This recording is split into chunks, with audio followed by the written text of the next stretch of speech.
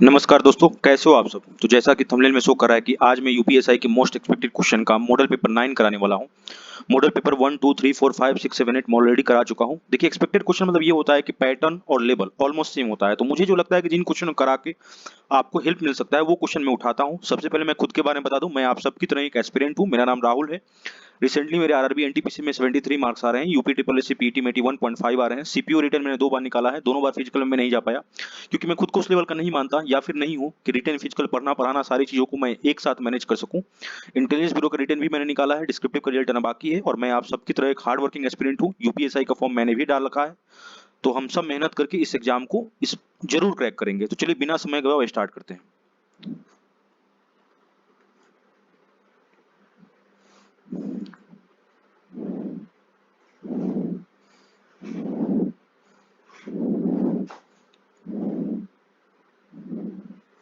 देखिए, सबसे पहले मैं ये बता दूं, चूंकि ये प्रीवियस सीरीज है और लगभग चैनल हमने 15 दिन पहले बनाया और हम काफी कंटेंट डाल चुके हैं, चाहे वो यूपीएसआई हो, चाहे डीएफडब्ल्यूसी आईएल हो, चाहे आरआरबी एनटीपीसी हो, चाहे एनटीपीसी, चाहे एमटीएस हो। तो प्रीवियस सीरीज में हम आपको एकदम बेसिक से चीजों को नहीं बता सकते क्योंकि इससे आप ही का नुकसान है, क्योंकि कुछ ही दिनों बाद हमारा एग्जाम है, कंप्लीट ही नहीं हो पाएगा। जब हम चैप्टर वाइज चीजों को शुरू करेंगे, जो कि हम जल्द एकदम शुरू करने वाले हैं, अभी तो हमने 15 दिन में ही इतना कंटेंट काफी ईमानदारी से हम डाल चुके हैं। आप प्लेलिस्ट चेक कीजिएगा तो आपको पता चल जाएगा।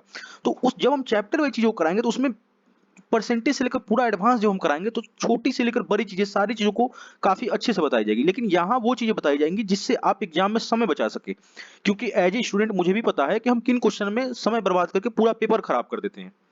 बाकी हिंदी मीडियम वालों के लिए मैं सारी चीजों को हिंदी में बोल दूंगा, उन्हें भी दिक्कत नहीं आएगी। चलिए अब स्टार्ट करते हैं। पहले क्वेश्चन को ध्यान समझिएगा। क्वेश्चन करें कि when the price of an item was reduced by 20%, then its sale increases by x%। If there is an increase of 60% in the revenue, then the value of x is. कह रहा है कि किसी item के price को, किसी वस्तु के प्राइस को 20% से हम घटा देते हैं तो जो सेल में वृद्धि हो जाती है x% की। ओवरऑल जो रेवेन्यू है ना, वो 60% से बढ़ गया।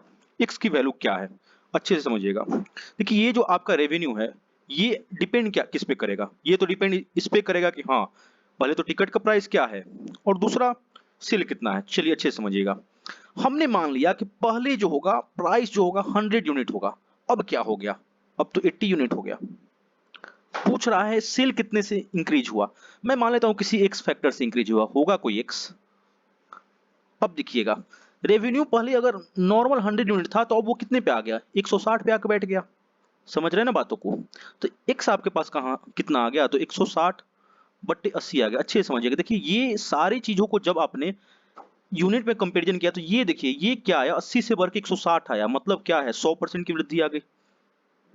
समझ रहे हैं ना बातों को। यहां आना 1 यूनिट चाहिए था। जब स्टार्टिंग में हम, अगर नॉर्मल सेल होता उतना ही होता तो यहाँ एक्स की वैल्यू 1 आती, लेकिन ये बढ़ गई। यहीं एक्स की वैल्यू अगर 1 से कम आती, मतलब क्या है, ये सेल घटा। लेकिन क्वेश्चन में तो ऑलरेडी दे चुका है सेल इंक्रीज कर रहा है, तो उससे आपको मतलब भी नहीं है। आप जब एडजस्ट कीजिएगा तो रेशियो उसी अनुसार आएगा कि आपको डायरेक्ट दिख जाएगा कि अप हुआ है या डाउन हुआ है। तो बिना फॉर्मूला के आप ऐसे लॉजिकली कर सकते हैं। टिक कीजिए, आगे बढ़िए। इस क्वेश्चन को ध्यान समझिएगा। क्वेश्चन कर रहा है कि the average weight of the students in a group is 75.4 kg. Later on, 4 students having weights 72.9 kg, 73.8 kg, 79.5 kg, and 87.4 kg joined the group. As a result, the average weight of all the students in the group increased by 240 gram. What was the number of students in the group initially? कह रहा है कि किसी group में जो औसतम उम्र है बच्चों की, स्टूडेंट की, विद्यार्थियों की, वो 75.4 है। क्या होता है कि 4 नए स्टूडेंट्स जिनकी वेट दी हुई है इंडिविजुअली, एक की है 72.9, एक की है 73.8, एक की है 79.5 और एक की 87.4। वो जब ग्रुप को ज्वाइन करते हैं तो जो ओवरऑल एवरेज होता है ना, अब 240 ग्राम से बढ़ गया। तो स्टार्टिंग में स्टूडेंट्स की संख्या कितनी थी, अच्छे से समझिएगा। देखिए, काफी ऐसे अरिथमेटिक पूरा लॉजिकली होता है। आप प्लेलिस्ट चेक कीजिएगा ना, तो बड़े बड़े सवाल ऐसे, चाहे वो एवरेज का हो, चाहे प्रॉफिट लॉस हो, चाहे परसेंटेज हो, चाहे सीआईएसआई, काफी लॉजिकली आप बिना फॉर्मूला के मैंने सारी चीजों को कराया। तो एक बार प्लेलिस्ट आप चेक कीजिएगा, उससे आपको पता चलेगा कितना आसानी से आप लॉजिकली सवालों कर सकते हैं। देखिए अच्छे से समझिएगा। एवरेज कितना है ओवरऑल, 75.4 वो स्टार्टिंग में था, ठीक है। 4 नए स्टूडेंट ज्वाइन कर गए, ठीक है। अब समझिएगा अच्छे से। एक एक जो ज्वाइन किया उसकी वेट है 72.9। अच्छे से समझिएगा। एवरेज से कितना ये फ्लक्चुएट कर गया, अच्छे से समझिएगा। तो 73.9, 74.9 2 हो गया, और फिर 9 5 14, मतलब ये एवरेज से 2.5 के लैग पे आया। ठीक है, अगला वाला जो बच्चा आया वो 73.8 लेकर आया। ये एवरेज से कितने लैग पाया, तो 74.8 कीजिएगा तो 1, और फिर 0.6। ठीक है, मतलब ये भी 1.6 के लैग पे आया। अच्छे से समझिएगा। जो तीसरा बच्चा आया वो 79.5 लेकर आया, तो 4 जोड़िएगा तो 79 और 0.1, मतलब क्या है, ये 4.1 के लीड पे आया। अच्छे से समझिएगा। 25 16 कीजिएगा, ये भी 4.1, मतलब ये तीनों मिलके तो कोई परिवर्तन नहीं ला पाए एवरेज में। अब जो अंतिम बच्चा आया वो 87.4 लेकर आया। अच्छे से समझिएगा, डायरेक्ट 12 है, तो मतलब क्या है, ये 12 का अंतर ओवरऑल लेकर आया। अब समझिएगा अच्छे से। अब जो ओवरऑल 12 का अंतर आ चुका है, अब मान लीजिए x बंदे हो चुके हैं, तो जो एवरेज होगा वो किससे बढ़ेगा, इसी से ना बढ़ेगा। समझ रहे हैं ना मैंने क्या किया। एवरेज होता क्या है, जो सम होता है, पूरा सम बट्टे में टोटल नंबर होता है, तो वो 12 से बढ़ा, नंबर भी मान लीजिए x है, तो ये यही तो वैल्यू दी हुई है 240, मतलब क्या 0.24 केजी, केजी में हम कन्वर्ट करेंगे तो आपके पास x कितना आ जाएगा, ये 12 इंटू 100/24 कीजिएगा, ये आपको 4 से 3, ये आपको 4 से जाएगा, 3 से 2, मतलब 50 आ गया। तो ये 50 आ गया, एट प्रेजेंट 50 आया। ये तो आपने बाद की परिस्थिति निकाली है कि एट प्रेजेंट 50 हो गया, लेकिन फरवरी में तो आप इसको टिक कर दीजिएगा, लेकिन नहीं, स्टार्टिंग का पूछ रहा है। अभी ना 4 तो ज्वाइन किए थे तब ना 50 आया, स्टार्टिंग कितना था, 46 था। टिक कीजिए, आगे बढ़िए। इस क्वेश्चन को ध्यान से समझिएगा। क्वेश्चन का है कि Rohan donates 30% of his wealth to charity, 30% and 25% of the remaining wealth to his wife and son respectively. The rest he divides equally between his three daughters. One of his daughters get rupees 42 lakh as her share. What was the man's wealth? Lakh में बताना है आपको। Correct, Rohan ने क्या किया कि 30% जो अपना वेल्थ था उसे तो चैरिटी में वो दे बैठा। अब वो अपने बाल बच्चों पर ध्यान देना शुरू करता है। 30% रिमेनिंग का और 25% जो रिमेनिंग का है वाइफ को दिया और सन को दिया। देखिए अच्छे से समझिए, यहाँ 30% और 25% रिमेनिंग, ये नहीं दिया है कि 30% वाइफ को दिया, 30% रिमेनिंग वाइफ का दिया, उसके बाद जो रिमेनिंग हुआ उसको 25% दिया, नहीं। जो रिमेनिंग आया इस सिचुएशन के बाद उसमें 30% और 25% ये दिया है वाइफ और सन को। समझ रहे हैं ना, दोनों चीजों में अंतर हो जाती है। यहाँ ये क्यूमुलेटिव हो जाएगा, पूरा जो रिमेनिंग है उसका पूरा एक तरह से हो जाएगा 55%, लेकिन यही देता 30% of his wife and then remaining 25%, तो ये अलग अलग हो जाता है। ये इसका फिर 70% बचता, फिर उसमें होता। समझ रहे हैं ना बातों को। अब देखिएगा, उसके बाद जो बचा वो 3 बेटियों में इक्वली बांटा। एक जो डॉटर है उसे 42 लाख मिले। चलिए ठीक है, अभी तो 42 लाख बचा बचा हुआ है। एक को, तीनों को मिलाकर कितना होता, 126, 126 होता। चलिए इसके जस्ट पीछे की कहानी, रिमेनिंग का जो है 55% जो है वो दे चुका है, बचा कितना होगा रिमेनिंग का 45। समझ रहे हैं ना, ये जो चीज है, ये रिमेनिंग का 55% दे चुका है, तो ये रिमेनिंग का 45% है, मतलब 100 बाई इंटू 45/100। तो इसके पीछे की कहानी क्या होगी, इंटू 100/45। समझ रहे हैं ना बातों को। तो ये पॉइंट पे तो हम पहुंच गए। अब इसके पीछे जाते हैं। 30% उसने चैरिटी में दिया था, मतलब ये जो भी है उसका 70/100 है, तो इसके पीछे की पॉइंट क्या होगी, इंटू 100/70 होगी। मानते हैं ना बातों को। तो बस 7 एकम 7, 8 7 56। उसके बाद देखिएगा तो 5 दूनी 5 से 9, 9 दूनी 400। टिक कीजिए, आगे बढ़िए। इस क्वेश्चन को ध्यान समझिएगा। क्वेश्चन का है कि Ranjan bought a table at a certain price and sold it at 8% profit to a customer.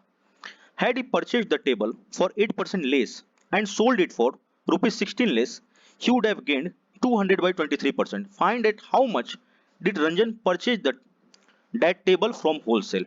Rupees में बताना है। ठीक है, करें कि रंजन ने टेबल को किसी प्राइस पे खरीदा और उसे 8% के लाभ पर एक कस्टमर को बेच दिया। अगर वो उस टेबल को 8% कम में खरीदा रहता और 16 रुपए कम में बेचा रहा था, तो उसे 200/23% का लाभ हो जाता। तो ये आप बता दो कि टेबल कितने में खरीदा था उसने होलसेलर से। चलिए ठीक है, अच्छे से समझिएगा।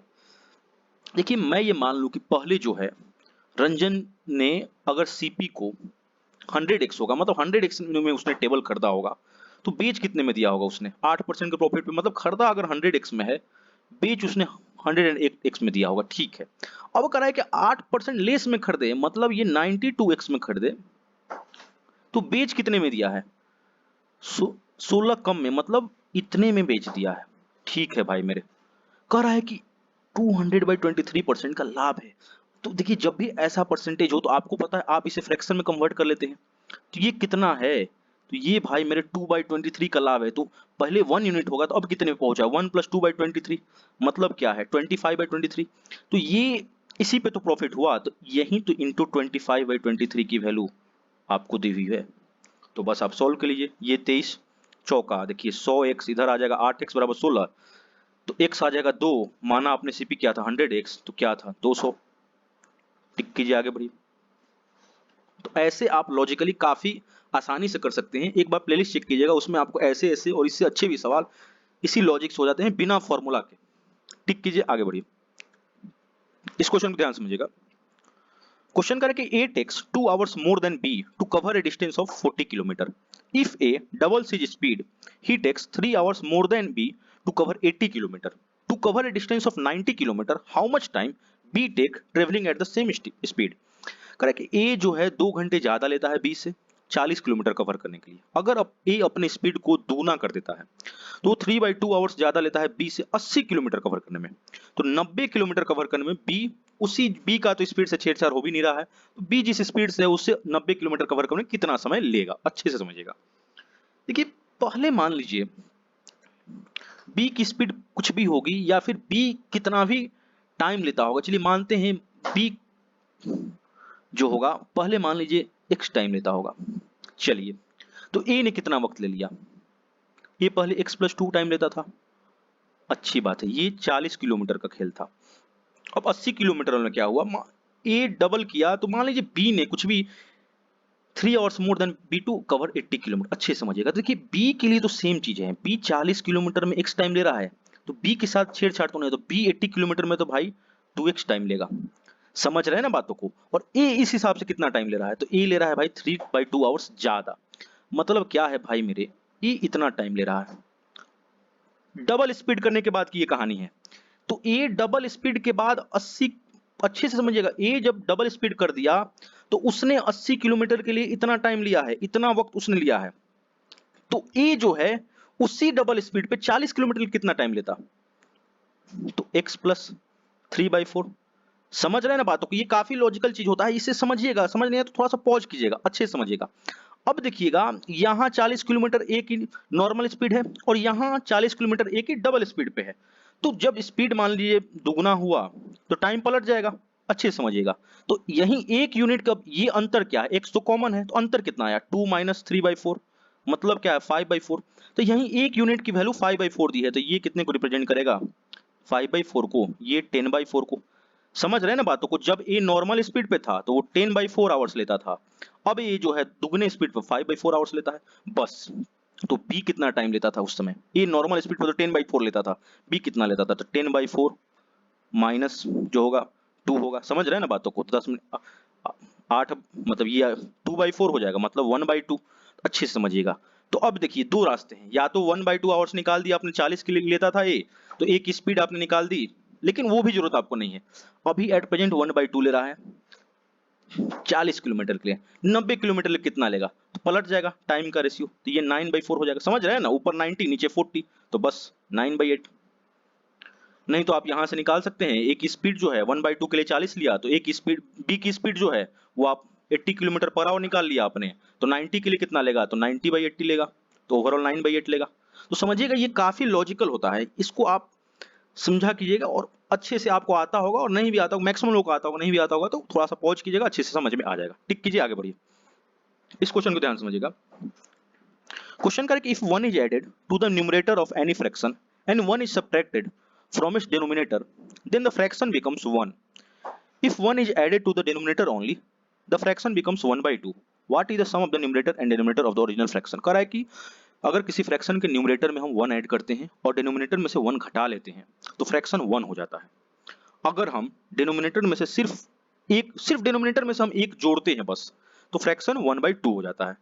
तो जो ओरिजिनल फ्रैक्शन है उसके न्यूमरेटर और डिनोमिनेटर का सम क्या है। देखिए नॉर्मल फ्रैक्शन पूछता तब तो आराम से हम डायरेक्ट ऑप्शन से जाते, लेकिन ये तो सम पूछ दिया न्यूमरेटर और डिनोमिनेटर, कोई बात नहीं है, हम भी चालाकी करते हैं। देखिए दो केस है, आसान वाला केस क्या है, ये है, इसमें बस डिनोमिनेटर से छेड़छाड़ हुआ है। देखिए डिनोमिनेटर में एक ऐड करने के बाद वो फ्रैक्शन 1/2 आया है। देखिए ये फ्रैक्शन कब प्राप्त हुआ होगा, या तो ये डायरेक्ट 1/2 आ गया होगा, या तो ये 2/4 आ गया होगा, या तो ये 3/6 आ गया होगा, या तो ये 4/8 आ गया होगा। समझ रहे हैं ना मेरे बातों को, बाद में सिंप्लीफाई करके आपने 1/2 लिख दिया होगा। अच्छे से समझिएगा। अब पूछ रहा है सम न्यूमरेटर और डिनोमिनेटर। देखिए ये 1/2 ही का 1/2 रहता तो डिनोमिनेटर में हमने 1 ऐड किया है तब आया है, तो ऐसे तो सम 3 है तो सम तो 2 ही रहेगा जेन्युइनली, तो 2 तो ऑप्शन में है नहीं, तो ये तो होगा नहीं। अब 2/4 पे आइए, 6 है सम, लेकिन ये तब आया है जब डिनोमिनेटर में एक ऐड किया है, तो ओवरऑल सम क्या रहेगा, स्टार्टिंग का सम 5, वो भी ऑप्शन में नहीं है तो ये भी नहीं होगा। अब आइए 6 3 9, एक ऐड होने के बाद ऐसे क्या होगा 8, ऑप्शन में दिखा फिर भी नहीं, एक बार चेक करना बनता है तो कर लीजिए चेक। आप आपने न्यूमरेटर में अगर एक ऐड किया ये 3/6 आया है, एक बार चेक करना बनता है। चलिए 6 3 9 था 8 था, ये कब आया है, जब डिनोमिनेटर में आपने एक ऐड किया है, तो ओरिजिनल फ्रैक्शन क्या होगा 3/5 होगा। एक बार देख लीजिए चेक करके, तो आपने अगर न्यूमरेटर में एक ऐड किया तो ये क्या आया 4 आया, अगर एक सब्ट्रैक्ट किया डिनोमिनेटर से तो 4 आ गया, 1 आ गया ना, तो बस हो गया। तो मतलब फ्रैक्शन क्या है, ये 3/5 ही फ्रैक्शन था, तो सम क्या फ्रैक्शन आ ही गया था, बस सम तो 8 आ ही गया। टिक कीजिए, आगे बढ़िए। इस क्वेश्चन को ध्यान से समझिएगा। क्वेश्चन करे कि certain some becomes rupees 13650 at 15% per annum simple interest after 2 years. What will be the amount in rupees of the same sum after 1 year at the same rate of interest if the interest is compounded half yearly? In rupees बताना है। करा है कोई particular सम जो है 13,650 हो जाता है 15% पर एनम सिंपल इंटरेस्ट पे 2 साल के लिए। अब आप ये बता दो कि उसी सम पे 1 साल के लिए जब हम कंपाउंड इंटरेस्ट हाफ ईयरली करेंगे सेम रेट पे, तो कितना हो जाएगा, अच्छे से समझिएगा। देखिए ऐसा क्वेश्चन कभी कभी कैलकुलेटिव हो जाता है, थोड़ा सा आपको चालाकी करना पड़ता है। देखिए जब एसआई का केस था तो 2 साल के लिए रेट तो हो गया होगा 30%, तो ये क्या होगा, ये 130% की वैल्यू दी हुई है, तो वो सम कितना होगा 13650, मतलब ये 130/100 की वैल्यू दी हुई, तो सम कितना होगा इनटू 100/130 होगा। समझ रहे हैं ना बातों को, तो अच्छे से समझिएगा। ये तो पहले काटिए, 13 कम 13, फिर जीरो लीजिएगा तो 13 5 65, मतलब सम जो है भाई मेरे 10500 है। अच्छे से समझिएगा। अब आ गया आपके पास, दिक्कत ये होगी कि पहले तो आपको हाफ ईयरली दे दिया, 15 जब 2 से होगा तो ये 7.5 हो जाएगा, फिर 7.5 होगा, ये दिक्कत आपको कर दी। तो देखिए ऐसा दिक्कत जब भी आए ना तो कोशिश कीजिए इसको कन्वर्ट कर लीजिए फ्रैक्शन में। तो ये क्या है 7 1/2 है, मतलब क्या है 15, समझ रहे हैं ना बातों को, बट्टे 200 है। जब भी ऐसा हो आप फ्रैक्शन में कन्वर्ट कर लीजिए इसे। तो ये क्या है भाई मेरे, ये 3/40 है। तो ये जो सम है हाफ ईयरली पर लगना अब शुरू हुआ तो 3/40 फैक्टर है। तो जो पहले हाफ ईयरली में अमाउंट क्या होगा 1 + 3/40, मतलब क्या 43/40। उसके बाद अगले हाफ ईयरली में क्या होगा, फिर वही 43/40। तो बस अब आपको इसको सॉल्व कर लेना। अब जितना जल्दी आप कीजिएगा आंसर उतना जल्दी मिलेगा। तो सबसे पहले तो ये कीजिए। अब देखिए अप्रोक्स में पहले बोल रहा है क्वेश्चन में कि आपको अप्रोक्स में निकालना, चलिए अप्रोक्स ही करते हैं। देखिए ये लगभग हम 11 मान ले, ये भी लगभग 11 मान ले, ये हमने मान रखा है कि थोड़ा सा हमने ज्यादा लिया है, ये 11 से कम होगा तो हमारे पास आ जाएगा 121 × 105। देखिएगा एकदम आपको दिख रहा है यहां से कि सबसे करीब ऑप्शन क्या हो सकता है, यही हो सकता है। समझ रहे हैं ना बातों को, क्योंकि ये आप जब ये कीजिएगा तो ये नॉर्मली क्या होगा इससे ऊपर आएगा, आपको दिख रहा है ये बात, लेकिन आपने थोड़ा सा बढ़ा के लिया हुआ है तो यही आएगा।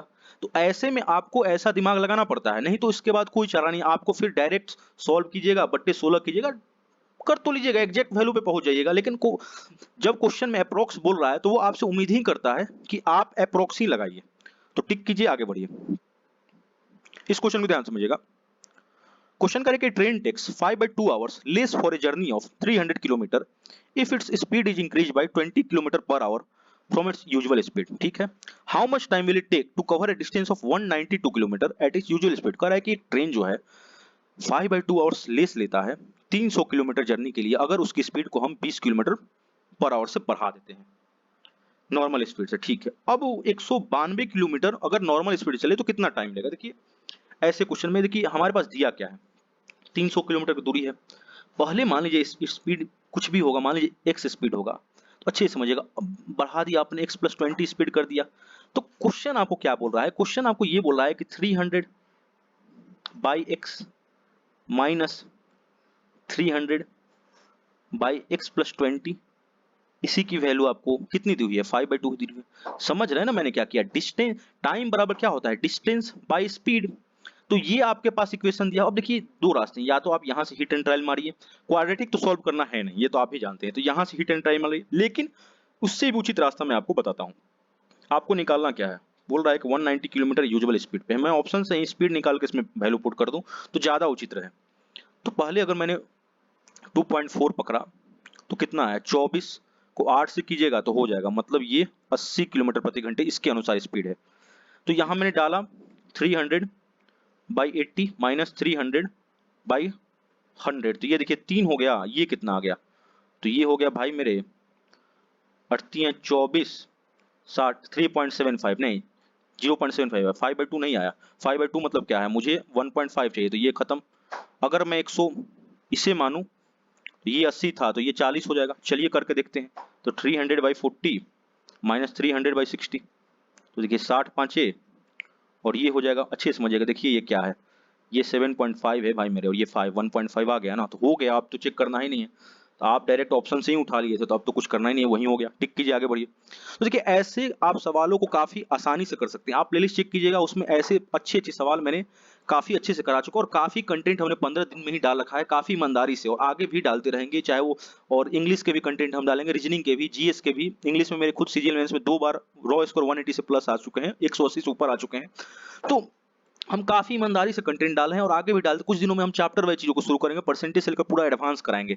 तो वीडियो आपको अच्छा लगे तो आप लाइक करना ना भूलें, और आप सभी का धन्यवाद क्लास देखने के लिए, और अच्छा लगे तो लाइक कमेंट और चैनल को सब्सक्राइब जरूर कर दें, इससे हमें मोटिवेशन मिलता है। चलिए, टेक केयर यू ऑल।